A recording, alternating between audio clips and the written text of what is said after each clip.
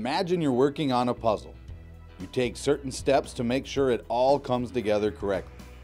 You sort each unique piece based on commonalities with other pieces. Then you begin to build your borders and eventually start filling in the empty spaces in between. But imagine a big piece was missing. The puzzle could never be complete. For Region 5, the missing piece is broadband.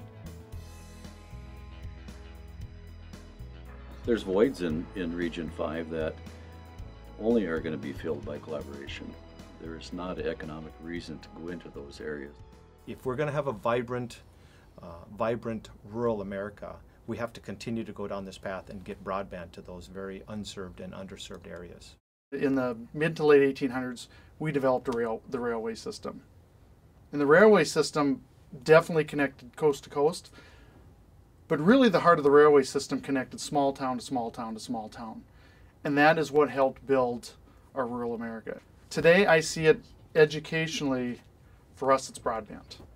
When you look at our maps, it's a patchwork. We have fiber here, we have maybe a DSL there, but generally we really don't have the kind of coverage that people are asking for us to be able to actually provide services. Right now, our area is one of the poorest counties in the state, Todd and Wadena County, economically, development-wise. But we have a huge transport of people coming up from the metro area through Highway 10 and up 71 through our county, and in Region 5 in this whole area, which relies heavily on broadband. And there's areas within our counties that are extremely left out.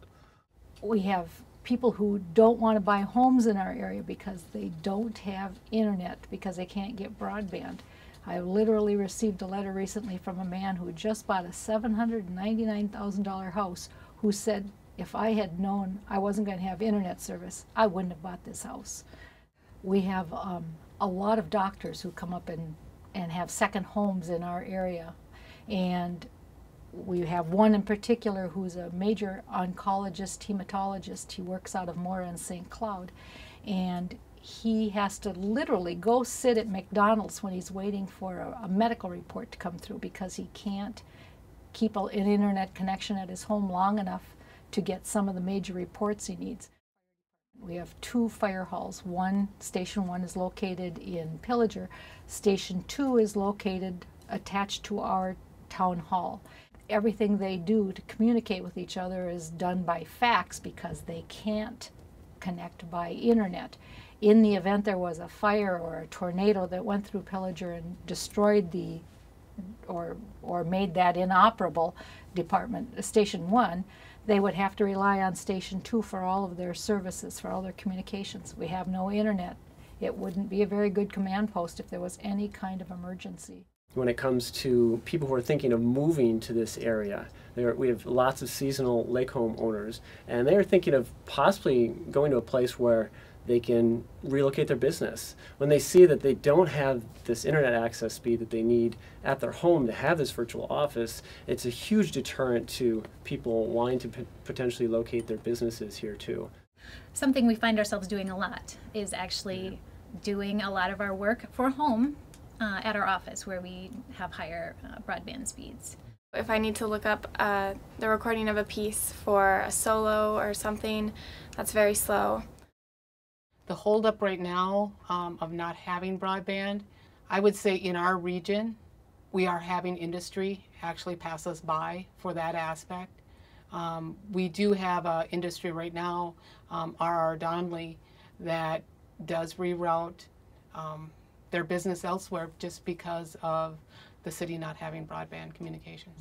We have an obligation to provide our students the same educational opportunity as kids in Edina, Minnetonka, Minneapolis, St. Paul, in rural Minnesota. And that's one of the things that's kept Minnesota and the United States strong.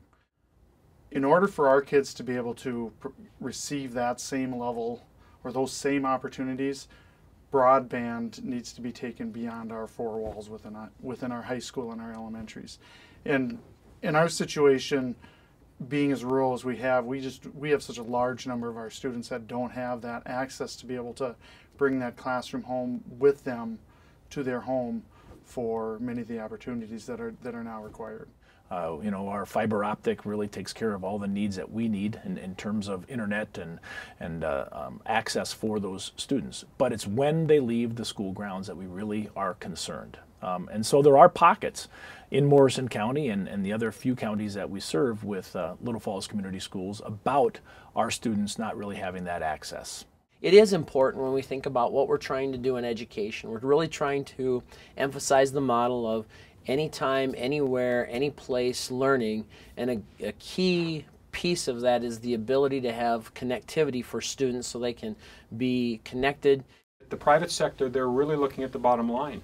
They're looking at millions of dollars worth of infrastructure inlay, and they're looking at the return on their investment. Oftentimes it does not cover the cost of the investment, and such we're not getting the cooperation from the private sector to be able to help us. So we're sort of at a stalemate. If the community doesn't have the money to do that, to put that backbone in, and the private sector is not interested in investing that sort of funds, what do? Who loses is the homeowner and the community, our ability to draw new residents, to have them do businesses in these small towns, out of their homes, out of small shops and things like that. So we really need help with that. We need, and it takes money to put that backbone of the fiber in. Whether it be access to educational opportunities, the medical community, business initiatives, or government entities, the need to connect outside of our boundaries is vital to a substantial community, no matter how rural.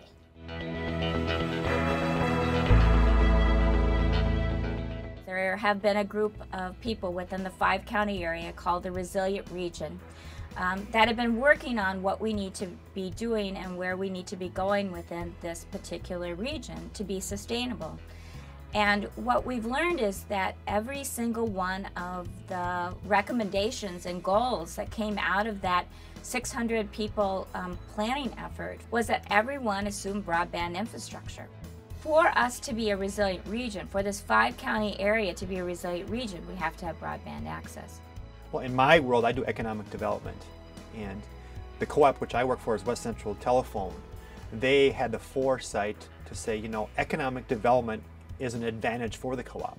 I actually don't work for the co-op, I do economic development, but it's their thought and their initiative to say, you know what, we need some economic development to help us with our mission.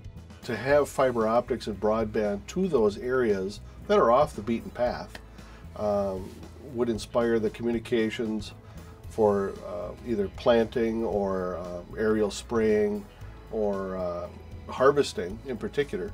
And it's a safety issue too for a lot of the farmers being out there in the various hours of the night.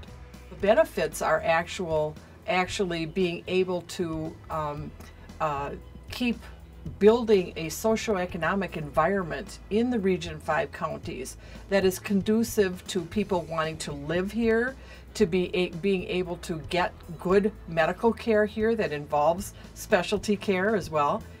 Tony with West Central Telephone Association and myself with Consolidated Telephone Company, CTC, we've done numerous projects together and collaborated on projects. Through Region 5 and our resilient community programs that we're working on right now, we are putting forth an application for two areas to potentially get some additional support money to build broadband service. West Central is very, very much in support of this project because this one has all the ingredients to make a success. There's expertise involved, there's local buy-in, and there's a need, and all these things they come together and they will make this a successful project because of that.